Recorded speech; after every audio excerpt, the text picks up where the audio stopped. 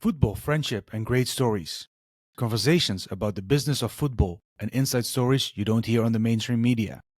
The Director of Football Show. The following is a conversation with Alex Baumjohann. Alex had a phenomenal career as a player, where he played for clubs such as Bayern Munich, Schalke 04, Borussia Mönchengladbach, Hertha BSC Berlin, and he played also as the first German in the Brazilian Serie A for Coritiba and Victoria. He ended his journey in Sydney, Australia, where he currently holds the position of Director of Football at Sydney FC Football Club. Dear friends, here is Alex Baumjohann. Alex, first of all, thank you for coming on the Director of Football show. My first question, who is Alex Baumjohann? And tell us about your journey as a player and currently as a head of player management, or as we would say in Europe, sporting director. Yeah, thanks for having me. It took a while until we got to this point to record this podcast, but I'm happy to be here. Talking about myself, normally I don't really like to speak about myself, but my name is Alexander Baumjohann. I'm 37 years old. I'm from Germany. I played professional football for 17 and a half years. I played in the academy at Schalke 04. Got into their first team when I was 16, played there for some years. After that I played for Borussia Mönchengladbach, played for FC Bayern Munich, played for Schalke again for another 3 years, and after that I played for Kaiserslautern, Hertha Berlin, and 2017 I left Germany to play overseas, to play for two clubs in Brazil. One club is Coritiba and the other club is Victoria.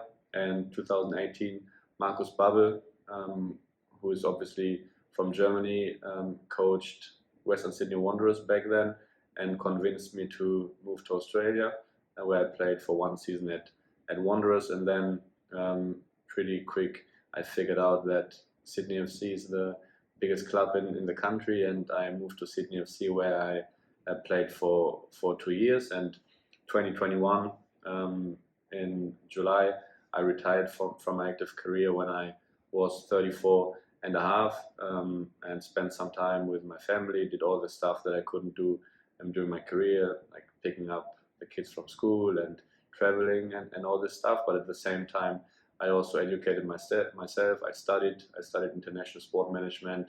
I finished my certificate in football management at the UEFA Academy. I visited several clubs around the world to learn as much as I can. And since May 2023, I am working back at Sydney FC in my current position. So going back to a part of your football career, how does a guy from Germany ends up playing in Brazil?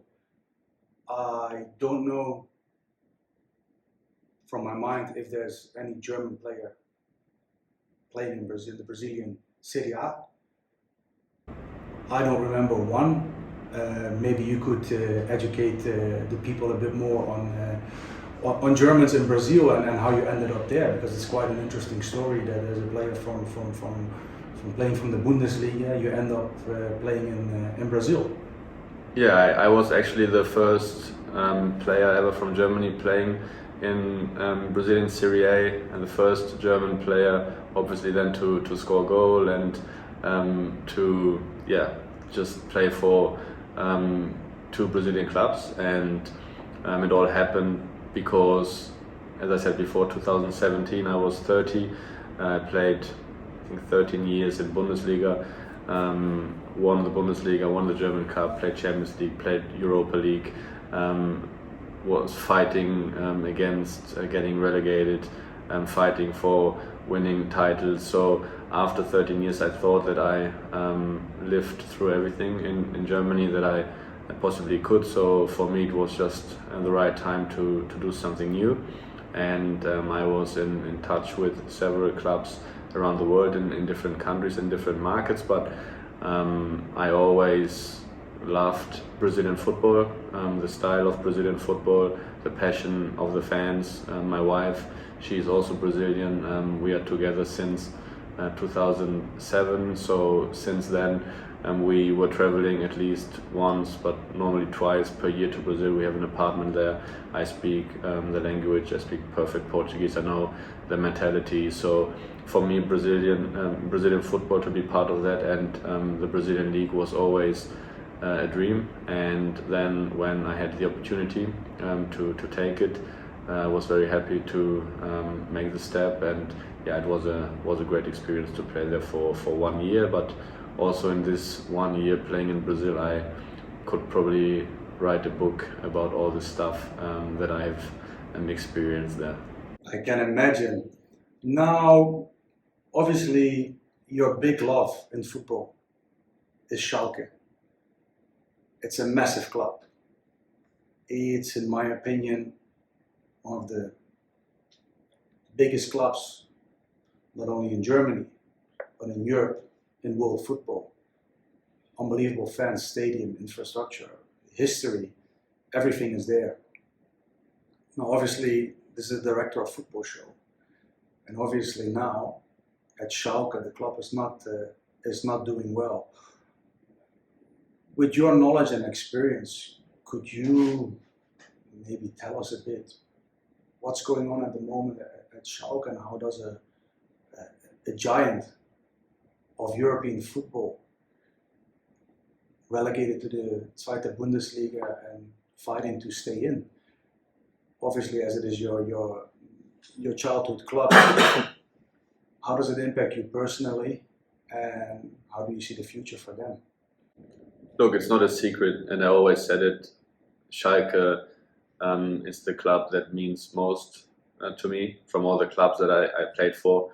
I was part of the academy. Overall, I played 10 years for the club. We won the German Cup. We played Champions League semi-finals.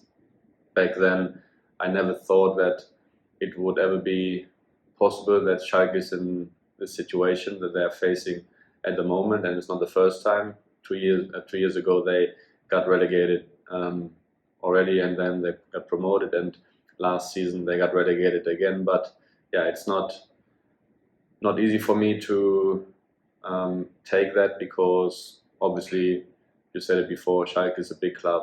If you look at all the members at football clubs around the world, Schalke is top 5. I think just Bayern, Benfica, Flamengo, I think, are in front of them. Your neighbors too?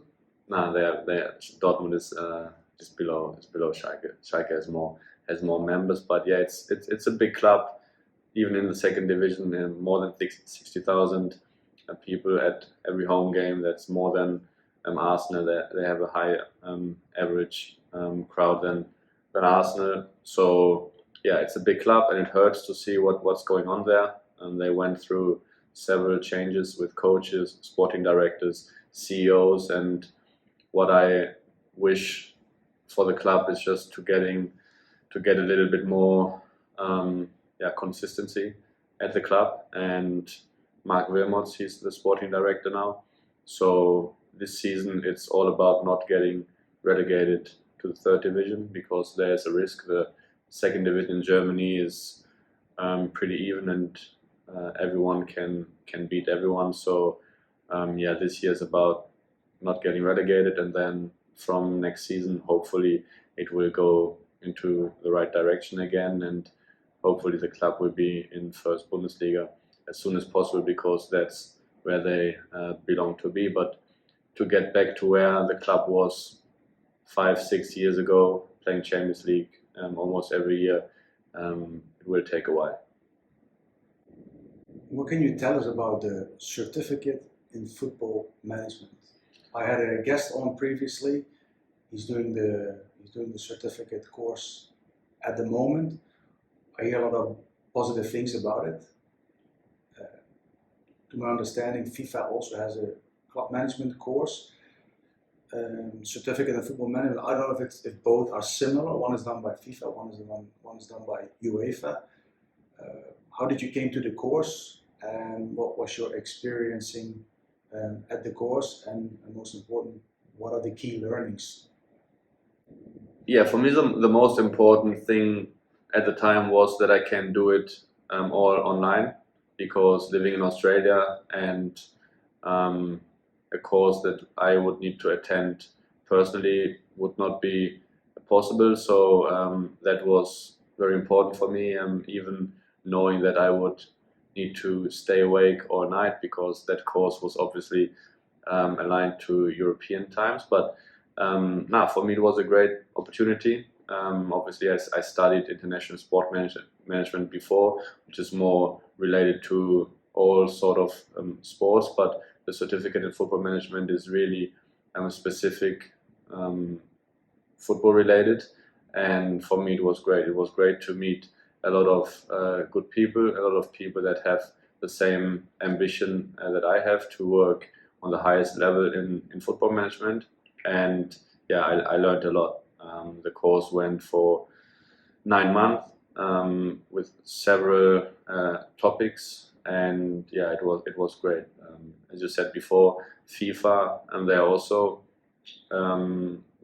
providing a similar course, the diploma in football management, and the UEFA. There's another course. It's called MIP. It's the master in international football management, I think it's called. And this is a course that goes for 2 years, and you have to attend several meetings around the world in different locations. And I got invited into that course also, but obviously logistically it's difficult for me to travel every 6 to 8 weeks from Australia to different countries or different regions. But yeah, overall I learned a lot at the certificate in football management, and yeah, a lot of those stuff I can use in my current position. Can you explain the listeners, the viewers, about the salary cap ruling within Australian football? Obviously, we're not familiar with it in Europe.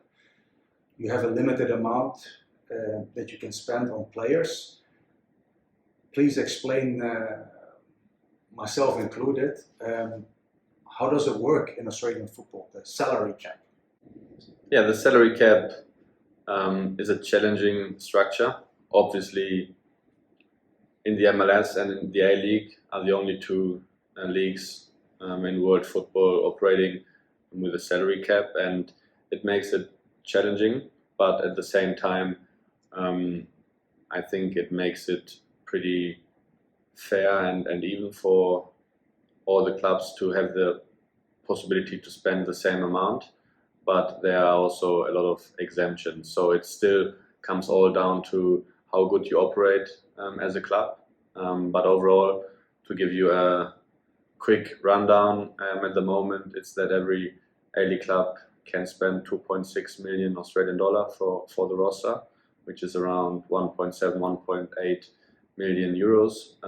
But as I said before, there are some exemptions. There are two marquee players that can earn whatever the club wants to pay, two designated players that can earn between 300 and 600,000 Australian dollar, four homegrown players, those are players that have to play at least 2 seasons in your own academy, scholarship players. Scholarship contracts are the first contracts that you normally provide or offer to your academy players, and loyalty players, which means if you have a player for a long time at your club, at one point starting after 4 years, you can offset a percentage of their salary, which then does not count within the salary cap. So it's important that that you work with consistency and try to keep players for as long as you can, because then you have a lot of advantages within the salary cap. And we at the moment are spending way more than 2.6 million, because the club has a lot of players that are on exemptions. If it's scholarship players, if it's loyalty players, homegrown players, marquee players, and designated players, we are using all of those, and that gives us the opportunity to spend more money than other clubs. And you're allowed to have 5 foreigners. Exactly. In the squad. Yeah, 5 foreigners. And they are from everywhere around the world. Is there also any exemption where you can have like a player from from the AFC? No, they changed it when I joined Western Sydney Wanderers back in 2018. The rule was 4 foreigners and 1 AFC player, but they changed it, I think, 4 years ago, and now it's 5 foreigners from whatever country around the world. What is the reason, in your opinion, that football has been relatively mismanaged from grassroots to executive level for decades in Australia? Obviously with some exemptions, but in general, the football landscape always has been very, what's the right word to use? Chaotic. Yeah, that's a good question and a difficult question to answer. We shouldn't forget that in this country, football is relatively new. There are other sports like rugby, cricket, Australian football that are traditionally sports from Australia and sports where Australia is the benchmark around the world. And a lot of older people, they have no really contact to football or soccer, how we sometimes call it here. So I think there's a shift, and even since I am here in Australia, and I'm here now for almost 6 years, I can see that our football is getting more and more popular. We have, with 2.5 million participants, almost 10% of the population playing football. So it's getting more and more into the right direction, but as you said, there's still a lot of work to do and a lot of things that need to get improved. But it's important that the country admits, similar to America, that they're not experts in the sport, and that it would be great to get some help from overseas, if it's from Europe or if it's from South America. But in my opinion, the country needs people here from countries where football is sports number one, to bring expertise and experience into Australia, because the foundation is here, but the execution in some moments hasn't been great, and that starts from the grassroots. I mean, when I look at our academy players, they are training 3-4 times per week at the age of 17, 18.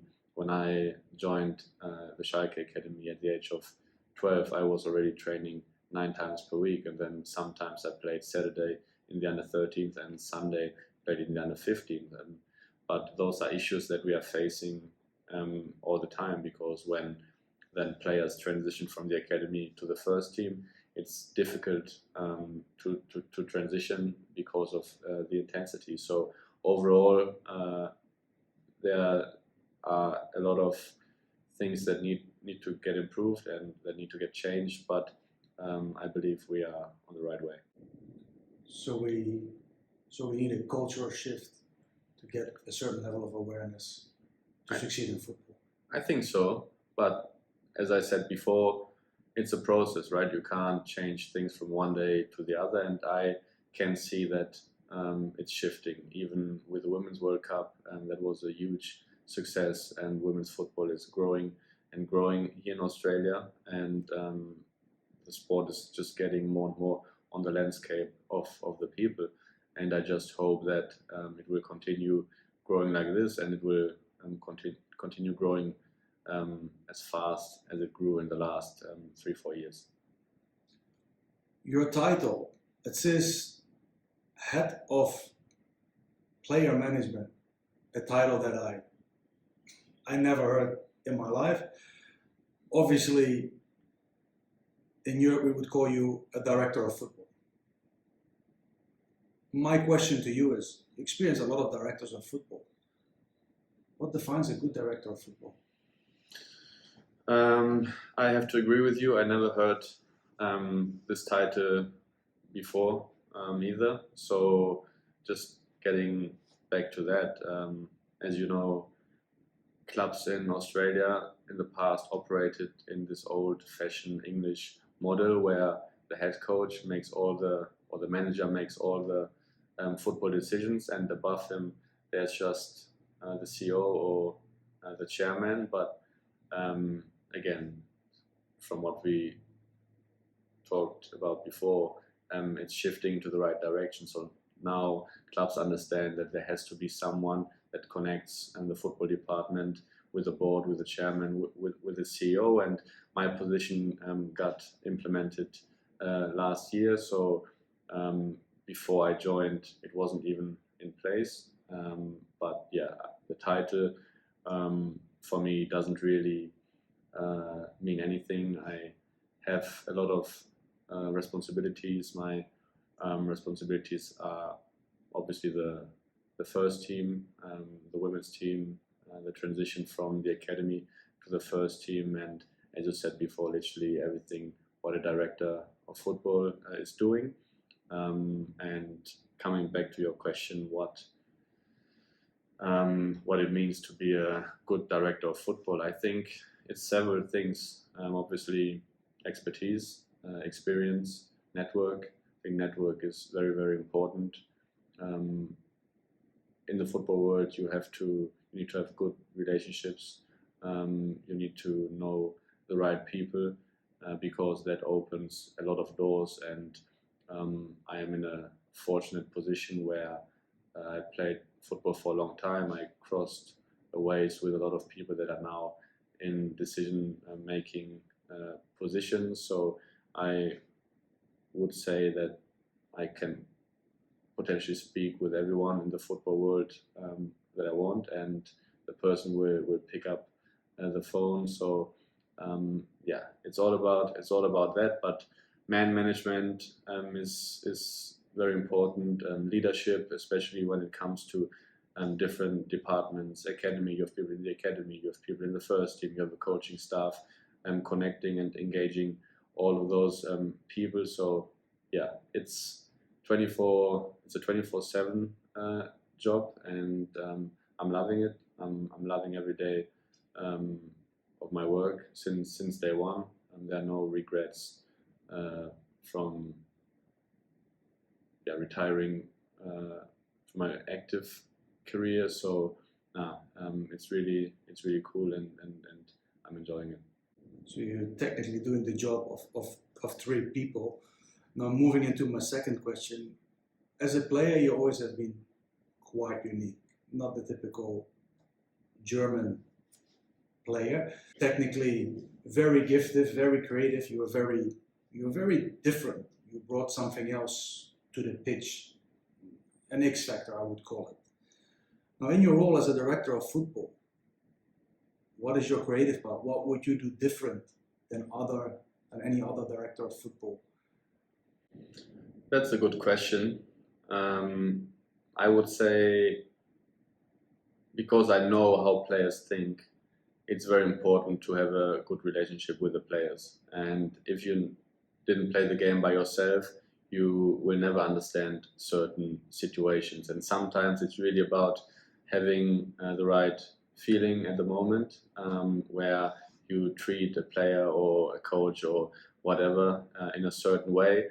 And I think that's very important. When I was a player and I had discussions with a director of football or with a head coach, I always expected from them to be honest, or as honest as possible. And I think players appreciate that, even if sometimes that means it's maybe a difficult discussion, but it's always better to be honest and speak out certain things. And that's what I try to do from day one.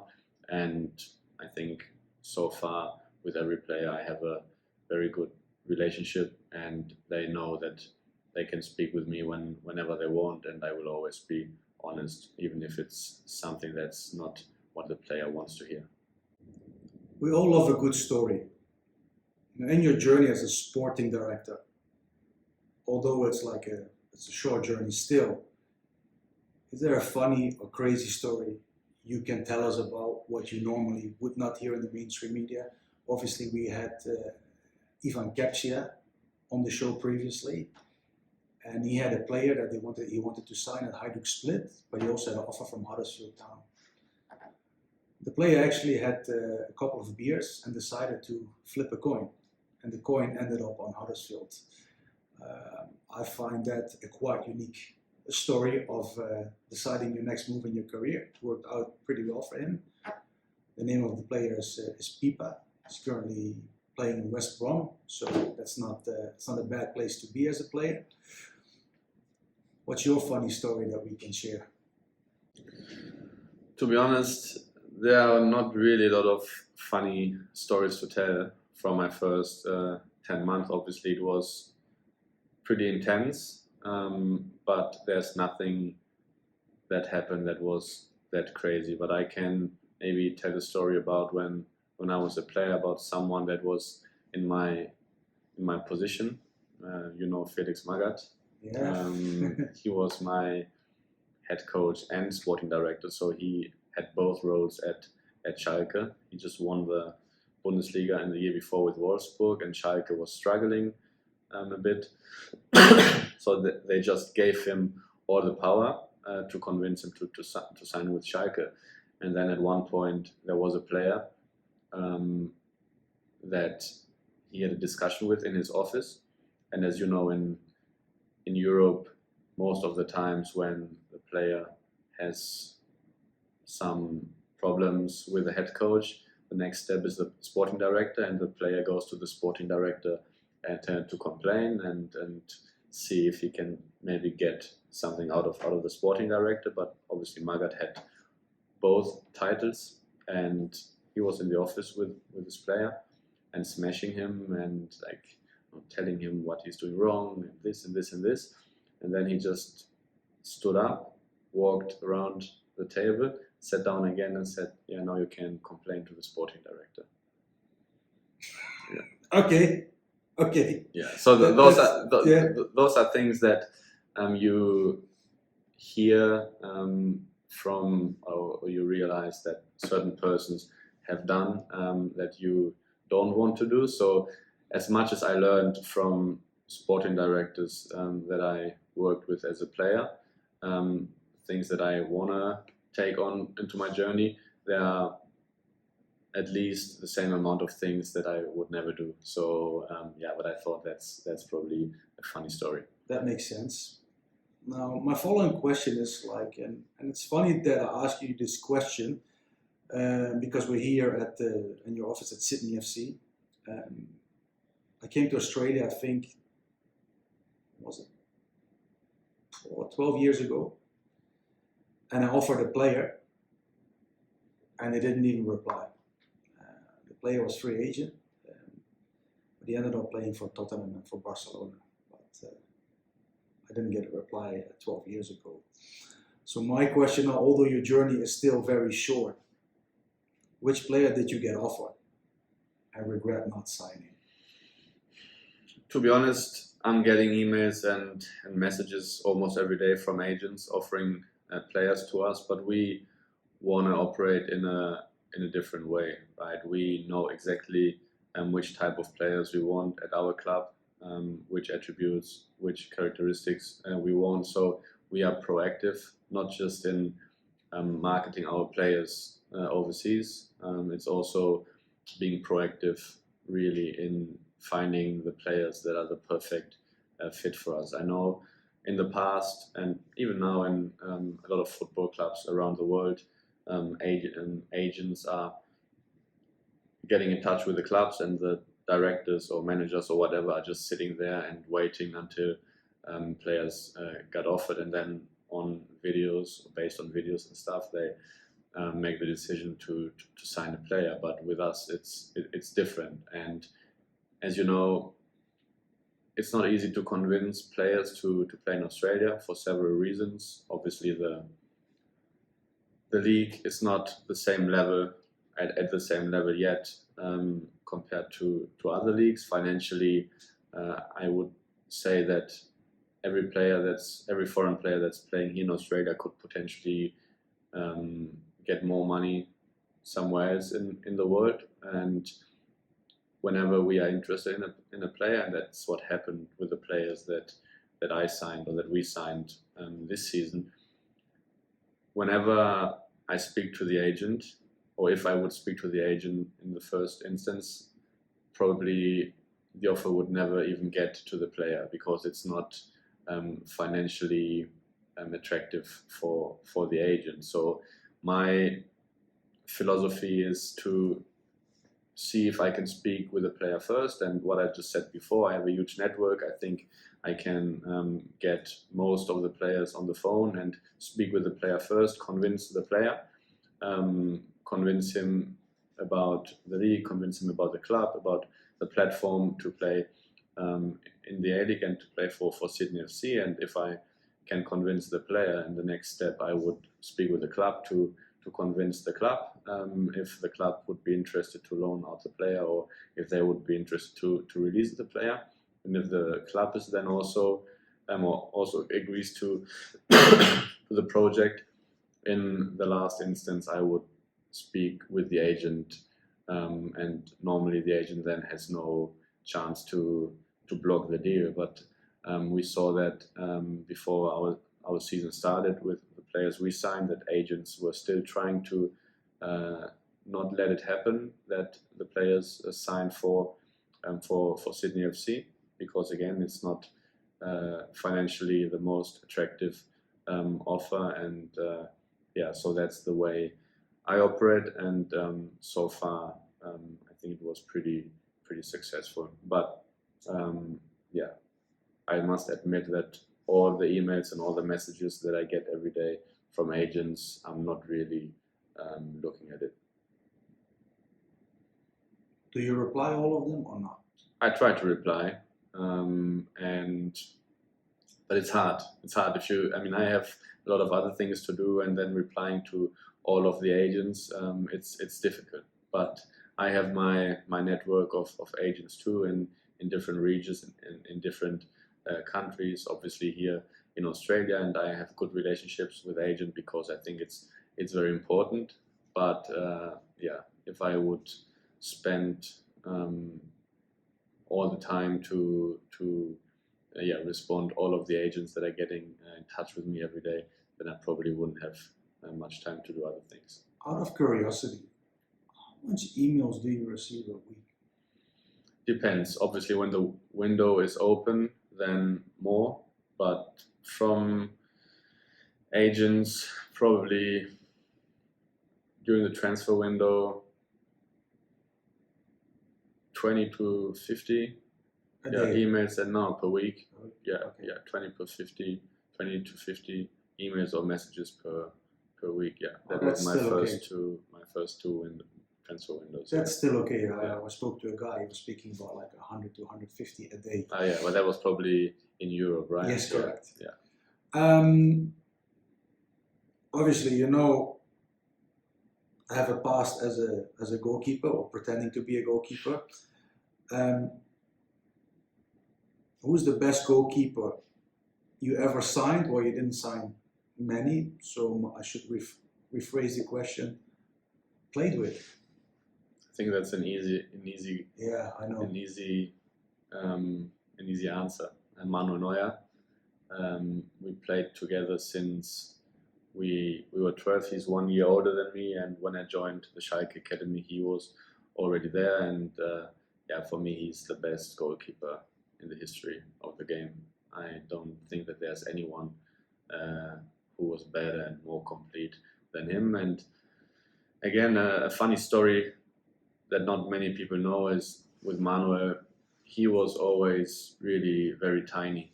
And as a goalkeeper, you at one point need to grow. And back then at Schalke, the step from the under 15s to the under 16s or under 17s, they wanted to release him. But because he was playing at Schalke from the youngest age group when he was 4 or 5 years old, and the under 17s head coach, he really liked him a lot. They said, all right, we just take him as a second goalkeeper and see how it goes, because they wanted to be loyal to him, and then they kept him. And in this year after that, he just grew just dramatically and just became the goalkeeper that he is now. So in football, sometimes, as you know, little things change a lot and define certain pathways. And with him back then, I will always remember that, because it was very close for him to not staying at Schalke, but whatever happened afterwards, I mean, it's just history, and he became the best goalkeeper of all time, in my opinion. Yeah, you hear that a lot. I had myself a kid who played relative age here in Australia recently, and this year he played 2 games in the championship in England, and nobody knows in Australia. Nobody really believed in it. But obviously, he's not Manuel Neuer. We have a lot of similar people in our network. Obviously, we spoke off the record about a coach that you appreciated, Jos Luhukay at Gladbach, who gave you the opportunity to play. You also played with a common friend, a very gifted player, Marco Marin. Because Mönchengladbach is close to where I'm from, we're going a bit off topic. How was your time at Gladbach, and how was your experience with a coach like yours, somebody like a very creative, gifted player as well, in a similar position like Marco Marin, and obviously you had another Dutch coach that we both know, Huub Stevens. What can you tell us about your experiences at Gladbach and with those people? And also Louis van Gaal. I mean, he was my head coach at Bayern, another Dutch coach. But starting with Borussia Mönchengladbach, I think I was 19 when I joined Borussia from Schalke, and at Schalke I didn't really broke through into the first team. But at Borussia Mönchengladbach, I think that was really where I broke through, and I had my breakout season. And Jos Luhukay was the coach back then. He also was my coach some years later at Hertha Berlin when he signed me when he was coaching there. But he's a great coach, a great guy. Borussia Mönchengladbach, also a big club. Back then we were fighting not getting relegated, but we didn't get relegated, and we had a good team with Marco Marin, Dante, who after then had a great career at Bayern, and now the captain of Nice at the age of 40. Still playing? Yeah, he's the captain and playing. He's one of the top defenders in Ligue 1. Borussia Mönchengladbach, top club, top people, Marco Marin, and I think both of us. He's 2 years younger than me. Back then, we were really destroying the league, and I was playing central. He was playing on the left. We were top duo. It was fun to play with him. Funny, I just spoke with him yesterday because he's now at Red Star at Belgrade, and just needed some tickets for the derby. And they play Partizan on the weekend for a friend. But he's a great guy. He was a top player, and it was a great time at Borussia Mönchengladbach. Did you also play with Mike Hanke? Yeah, I played with Mike Hanke at Schalke, but that was before. That was in my first time at Schalke. When I broke into the first team, he was a striker there. And then after that, he came back. He played for Borussia Mönchengladbach, but that was after me. So when I already left to play for Bayern. My last question. Which director of football you admire or you work with as a player or currently as a sporting director you think we should interview and should be on the next guest on the Director of Football show? Who I admire a lot. He's not a typical sporting director, but he worked as a sporting director before. Is Ralf Rangnick, obviously. Now the head coach of the Austrian national team, just qualified for the Euros. he's probably the person with the most football expertise and football knowledge that I ever met. He was my coach twice at Schalke, my first time and my second time. But also Max Eberl, who was the sporting director back then when I played at Borussia Mönchengladbach, and now just a week ago became the managing director at Bayern Munich. But probably those two will be difficult to get on the microphone because they are very busy. Another one that I really admire is Horst Held. He was the sporting director at Schalke when I was there. So yeah, I was fortunate enough to really work with a lot of good people, and in recent months I used or spent a lot of time to learn from them in conversations and thousands of hours speaking with people that already went through some times or already in the middle or at the end of their journey, to learn as much as I can, and that's great. God rest his soul. Did you ever dealt with, just came to my mind, Rudi Assauer? Sure. He was the OG, yeah, he was the sporting director, or back then we called it manager. You call it the head coach and then the manager. But in these days now you have technical director, sporting director, head of recruitment, chief scout. But it's thousand people. But back then it was just one person. And Rudi Assauer, Uli Hoeneß at Bayern, and Rudi Assauer at Schalke, they are the OGs. And who was the big guy at Bayer Leverkusen? Yeah, Rainer Kallmund. Yes. Rainer Kallmund, the same. But Rudi Assauer, I was very young back then. But what I just said before, what I want to take into my journey is something that I learned from him, is being honest and being upfront and not talking bullshit, because he was someone, whenever he said something good to you, you knew that it's the truth. And sometimes he smashed people, sometimes he criticized people, but yeah, for me he's the OG, and I learned a lot from him. Unfortunately, he got sick and passed away some years ago, but Schalke is that big because of him. I mean, he built the stadium, he just made the club what it is now. Obviously, he would wish that Schalke would be in a different situation at the moment, but Rudi Assauer, for me, is one of the persons that I most respect and ever had, like always had most of the respect for. When I mentioned his name, I saw a smile, and I see that smile again. Yeah. What is that story? Because when I mentioned his name, it put you back somewhere. Yeah, because I remember when I signed my first professional contract, I was sitting in the office with him back then. That was 2004.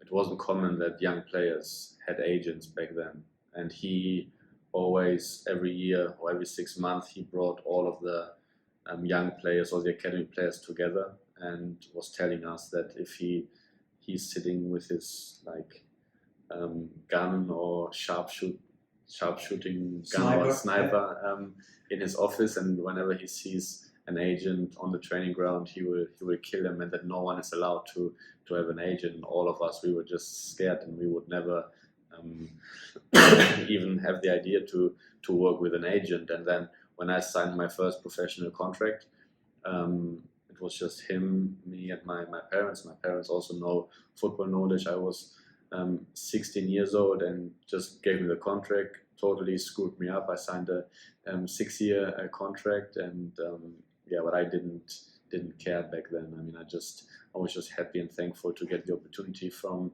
the club, and that's what I tell all the young players now in my role. I mean, the first contract, it's not about money. It's just really to get the opportunity to have the first step into professional football. And if things go well, then after that, players will make way more money anyways. But I would never even think about asking for more money, because I just had so much respect, and just the person sitting in front of me, I would have never have the courage to ask for anything more. But he was back then like a mentor and father figure for me. I could speak about everything with him. Same with Jupp Heynckes, who was the coach back then, and probably if there's one mentor during my whole career, that's Jupp Heynckes. We're still in touch. I'm going to Germany at the end of the month, and I will visit him. I'm very grateful and thankful that I met those people in my journey, and kept contact, and they helped me a lot during my career. Alex, we end this interview. Danke dir für deine Zeit, and hopefully we will see us soon again. Thanks for having me, Vitas.